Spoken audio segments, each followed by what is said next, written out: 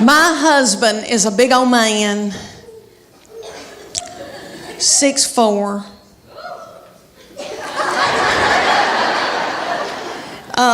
Very Superman-like, broad shoulders, narrow hips. He weighs about 230, 250 if we're all on gluten. I am 5'8". I'm a big girl, and we breed big kids.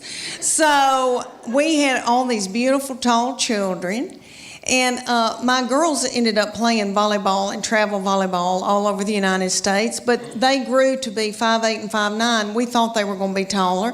They wanted to be 6 feet so badly, and I finally said, you know, do you really want to go into the transgender store and get your shoes?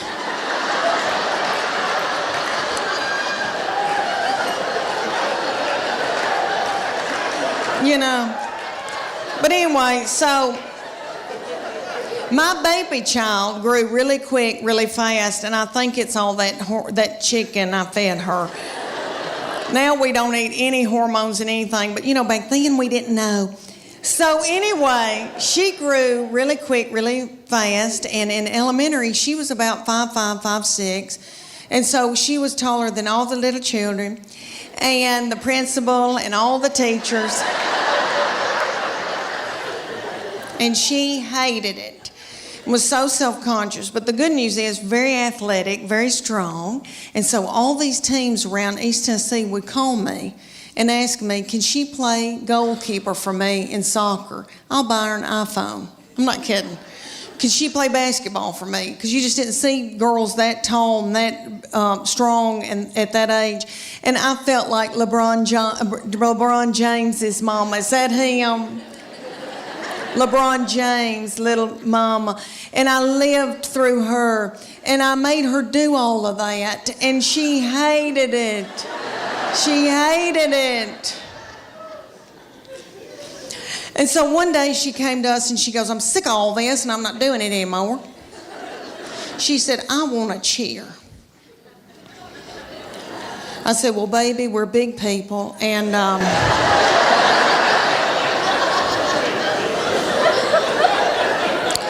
I said, we don't tumble, but I'll try to figure this out. So I found out in the United States there's called competition cheer. And we have it here in Knoxville. It's called the Sharks. They start out with the little tiny babies. It goes from 5 to 18. So the little 5-year-olds come out and they are yummy. And you could eat their lips off. And they've got little bitty skirts on about the size of a napkin. And they come out to Beyonce's All the Single Ladies.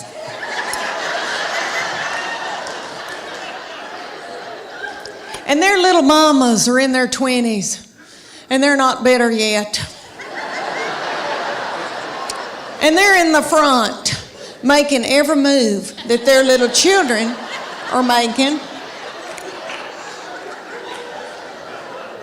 Because those little children are babies and they need to be at home breastfeeding. They can't remember their act. So they go all the way up until they get to my baby's age, and my baby comes out, reef sharks. And for 2.5 minutes, my baby throws little children up in the air.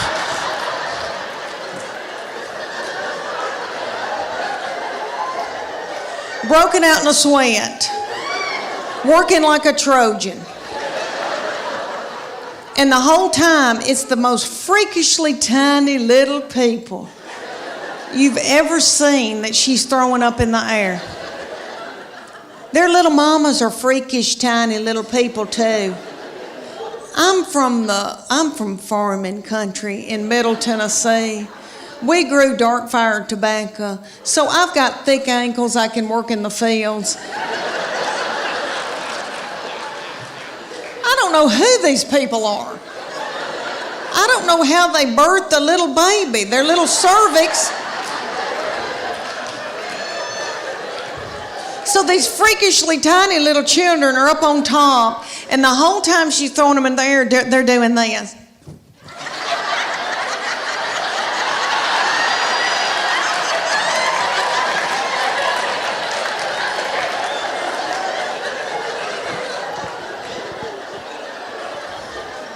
And nobody knows why. But this goes on for 2.5 minutes, and then the finale. All the little children hunker down on the stage, and the finale was my baby. They had my baby hop up out of that crowd with a child's foot in her hand. So y'all get what I'm saying. She had a human being up over her head with one arm. And that little girl's doing some kind of something up on top. My baby was a rock star. Thank you. I mean, really, I don't know when's the last time. I never held one of my friends up over my head with one foot in my hand. It's a big deal. And the feminine boys went nuts. And they wanted her to stay so bad. They were like, we want you to stay. And she was like, I'm okay. I've got it out of my system. I'm okay. She said, but I'm keeping this whore outfit. She still has it. She says she's going to get married in it. But anyway, so this baby, let me tell y'all about her. I have treated her different from all the other ones, honey, because... all right, everything that she'd do, like she'd start crying when she's a baby, because babies, the third, fourth, and fifth, they cry, and you just let them. And I'd be like, what's she crying about? She wants your toy? Well, just give it to her.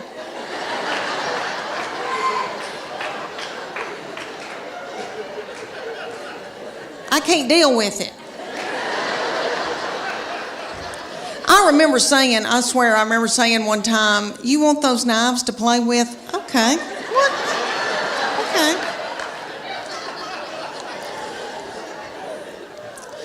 When she was at getting her driver's license, so different from when the first one got his. Honey, he got his, and we were so strict with him. We'd say, you can go to school, but you got to call us when you get there.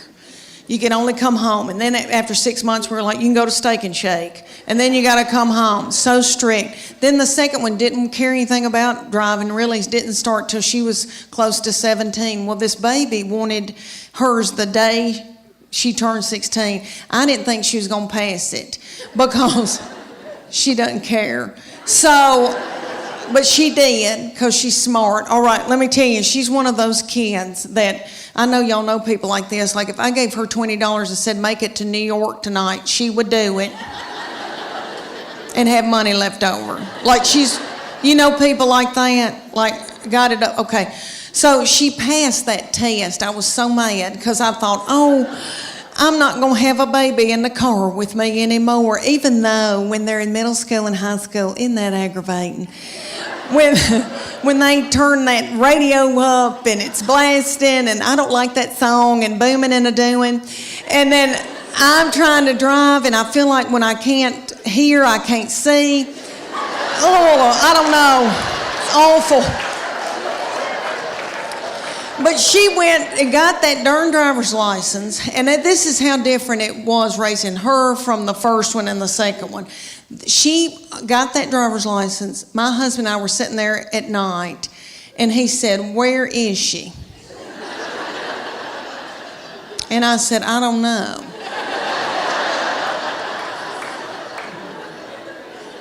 And he said, does she have any money? And I said, I don't know.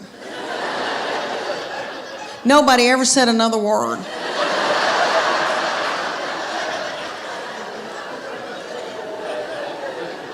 We still don't know where she went. My husband is a big old man, 6'4".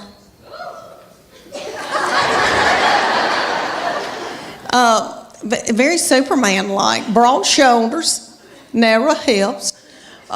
He weighs about 230, 250 if we're all on gluten. I am 5'8", I'm a big girl, and we breed big kids. So we had all these beautiful tall children, and my girls ended up playing volleyball and travel volleyball all over the United States, but they grew to be 5'8" and 5'9". We thought they were going to be taller. They wanted to be 6 feet so badly, and I finally said, you know, do you really want to go into the transgender store and get your shoes?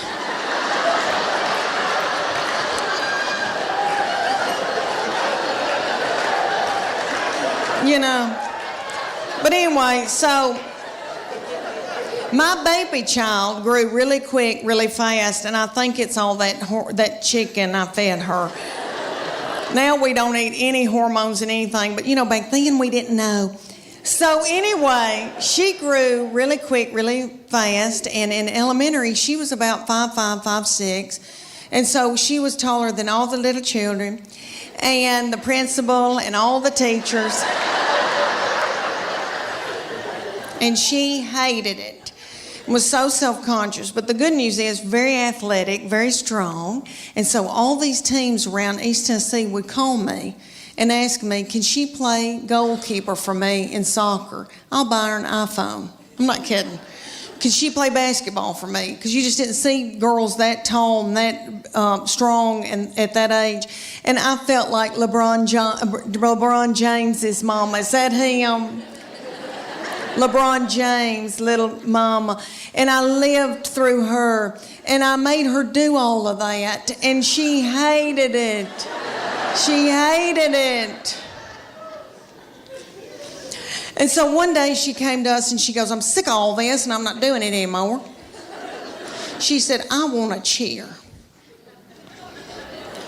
I said, well, baby, we're big people. And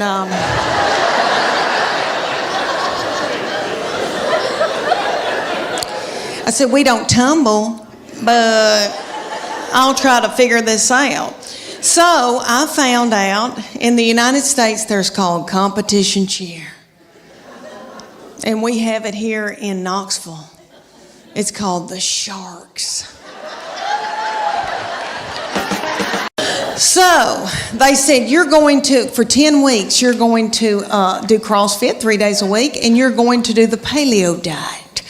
The paleo diet is what God put upon this earth to sustain us. And He knows what we need. So it's lean meats, fruits, vegetables, nuts, berries, and seeds. So if you can run it down and kill it.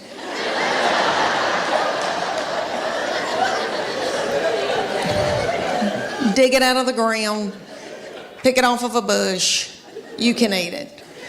That means no dairy, no grains of any kind. But when they take you lean meats, fruits, vegetables, nuts, and berries, you think, that's not so bad.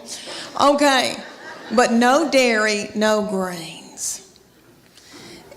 When's the last time anybody in here got off of white flour? Anybody, can you clap?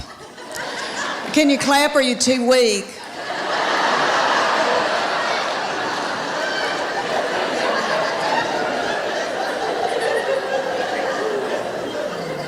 Anybody here been hooked on heroin?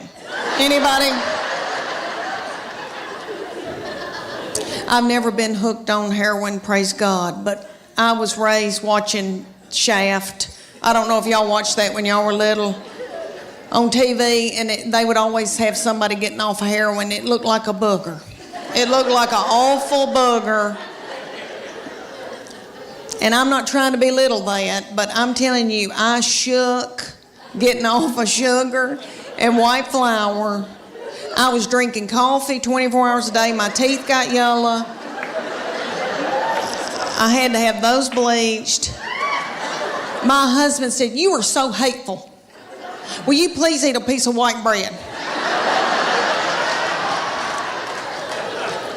But Church of God Beacon, I did it, honey. We did it. And I mean, then they took our after picture. It took, 10 weeks later, and I did not lose that much weight. It was like 8 or 9 pounds, but my body turned into somebody else's body, honey. And and it was pretty cute. And I leaned down and does very well, and then married me, and we've been exactly the opposite, but it has worked. He's a big man. He's 6'4". He can kick a door in, and I like that.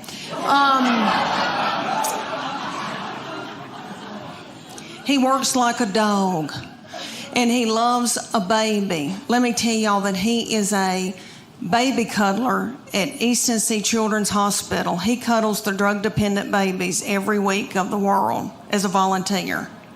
I know, sweet. He didn't help me with mine.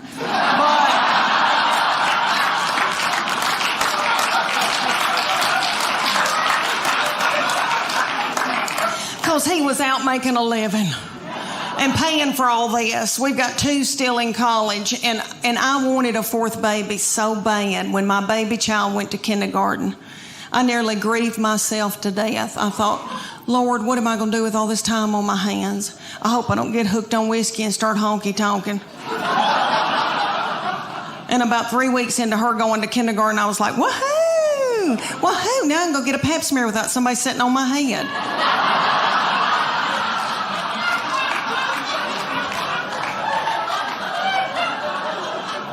But my husband, when I dropped her off, he said, meet me at the IHOP. Because he knows that pancakes get me through a hard time. And I was crying, and I said, I want another baby. And he said, why don't you get a job?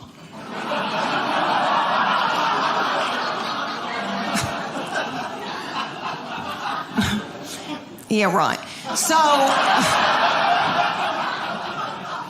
I said, I want a 4th baby. And he said, y'all are sucking the financial life out of me. So he bought me a dachshund. I had that dachshund for years. She's gone now. But let me tell you, she and I both got thyroid issues. She had cushions. I was walking her in our neighborhood one day, and a little girl came out in her driveway, and she said, can I pet your groundhog? Oh, y'all.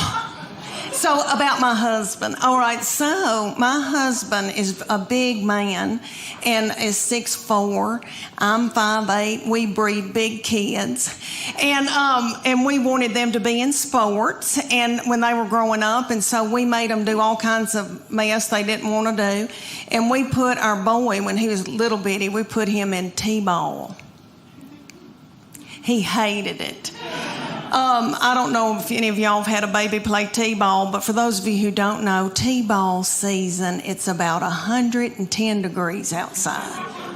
It's little children that are 4 look like they've got a diaper on under their baseball pants or a pull-up. The games last about 3 hours. Nobody ever hits the ball, throws the ball, catches the ball, makes contact with the ball. My baby laid in a fetal position in the outfield the entire season. He never touched a ball. Every once in a while, he'd pop his little head up and say, water. One game, it was so hot, and I told the middle one to go out and take her brother a water bottle. She was about 2.5, and she went walking out there with a tutu and a crown and a wand and her pink prostitute shoes from Walmart. She walked about halfway, stopped, got a glazed look over her eyes, pulled her little panties to the side, and pooped in the T-ball field. She really did. So I had to run out there and get a stick and flick it into the woods because I didn't want another child to step in it or think it was a milk dud. He would not play sports for several years because of that trauma. and then ended up playing football and cross country and a bunch of stuff, and still he likes to mountain bike and hike and do scary things, but he likes to come, out west to do it. And he's a fly fisherman. Can y'all tell I'm in love with him? Okay. All right, about the sports. I played sports. I wanted them to play sports too. I know y'all are thinking, you sissy thing, you did not. But I played basketball. Thank you. I need that. It was the early 80s when I played, and I had really big hair.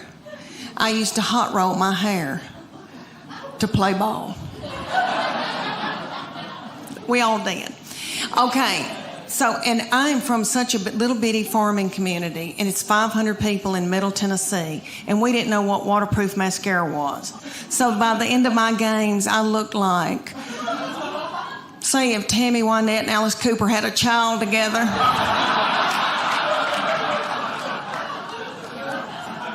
I was a forward. Sometimes I had to be the center if Mary Dowling had to take her baby to the health department. My husband is very smart, does very well. We are sucking the life out of him.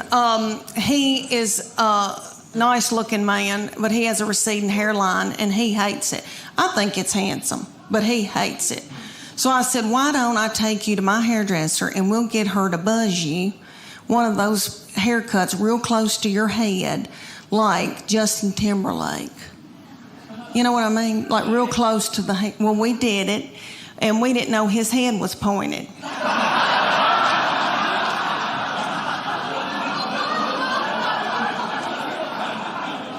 And he said, I look like somebody, and I can't quite think of who it is. And I said, is it Bull on Night Court?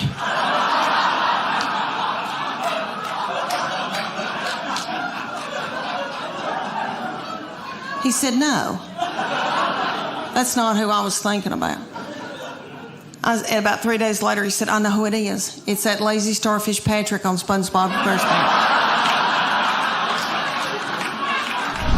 Let me tell y'all that I am a mama, and I have 3 children that I'm in love with, and I am now an empty nester. I have 2 in college and 1 married. And you'd think I'd look forward to being an empty nester. Some people go, woo. I don't feel woo. I miss them. My husband misses them. I found Netflix when the last one left, my baby child, she's now 20, when she left, I took to the bed. And I ate chocolate-covered blueberries that you get at Target. And I found Netflix, and I binged watched Scandal. Have y'all seen Scandal? That first season, the chemistry between the 2 main characters. I think something's really going on. Anyway, it set me on fire. And so I laid up in the bed and watched that and ordered Jimmy John's from my bed. And my husband said, are you all right?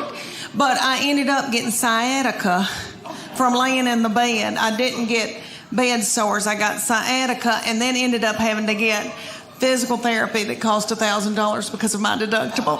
But anyway, I grieve so much over my kids being gone. All right, so when my husband gets home, he's as sad as I am. When he gets home, we just stare out into space. And he's very quiet. He's an introvert. He doesn't talk. He doesn't chat. So I just sit and talk to myself. And we have 2 beagle hounds, and we just sit and kiss them in the mouth. And they are yummy. And we go to bed. And a lot of y'all look really young in here, and I'm going to scare y'all to death. But I'm going to tell y'all... look at these young girls right here. I'm going to tell y'all what your future is going to be, okay? All right, when you get to be about your mid-40s, you're going to start a thing called perimenopause. It's before you go through menopause, and it makes you crazy. And you sweat in the bed at night. Okay, and all your hormones get messed up. All right, I go to the bedroom, and I am so hot at night that I put the air on 68 because I don't want to die. My husband puts it back up on 70. And he says, "You're freezing me to death." He's having to wear pajamas for the first time in our marriage. Okay. He said, "I can see my breath." That's a lie. But I know he is cold because one time he had to wear a toboggan. But anyway, we get in the bed, and that big beagle, who is 10 years old, a boy named Augie, who is so sweet, my husband spoons him in the bed. And then we've got a new little beagle that is a pocket beagle, and her name is Gigi, and she is so yummy. And she had a nervous tick when we got her, and she ate our couch. But other than that, I love her. And she gets in the bed, and she backs her little butthole up against my head at night, right here. And when we get, all right, so when my husband spoons that big one will roll his eyes at me and looks like, "I don't want him. I want you." So when my husband drifts off to sleep, that big beagle scoots over and then gets in the crook of my legs. So through the night, I break out in a sweat because I'm in perimenopause, and it's right here in the back of my neck. Dr. Oz said it. Okay, so then I'm sweating like I've done Zumba all night. And my husband snores. It depends on if he's put on weight. If he's stressed out at work, he'll put on weight. He'll eat a bunch of white flour. And then he snores a different way. But if he's playing tennis and he's watching what he eats, this is really how he snores. He starts going, pew, pew, pew. It's enough to kill you. Okay, you can set a watch by it. Sometimes it's just a puff of air, and it's on my head with a butthole right here, with a big beagle right here. So that's your nighttime routine of perimenopause. Look at how beautiful they are. See, they still have their bloom. Good for y'all. Y'all are probably out doing yoga. Okay, I have given up. All right. Let me tell y'all how this all started between me and my husband. We met at the University of Tennessee while he was stalking me. He was so tickled with me. Okay, he was getting an MBA. I was finishing up my undergraduate. He is so smart and such an overachiever that he had already gotten an undergraduate, worked for 2 years, and got an MBA. I was just finishing mine up, my undergraduate, because I'm so fun. And I thought, oh my gosh, he is so smart. He can do math. He can reconcile a checkbook. There's no telling where we're going to go, what we're going to see, how we're going to live. Well, we graduated, and he decided to buy a used mobile home business in Bean Station, Tennessee. And I know y'all don't know where Bean Station is. In the foothills of the Appalachian Mountains. Did any of y'all ever see Deliverance? I think they filmed that there. Beautiful, beautiful lakes and pretty and all that. But so he moved me there, and he wanted me to be in sales for him at this used mobile home business. So I did that day. Until I saw a family drive up in a Gremlin with the window out and a 9-year-old smoking a cigarette. That's the truth. She lit it off of her meemaw. And that's her grandmother. Do I need an interpreter? Okay. She let it off her grandmama.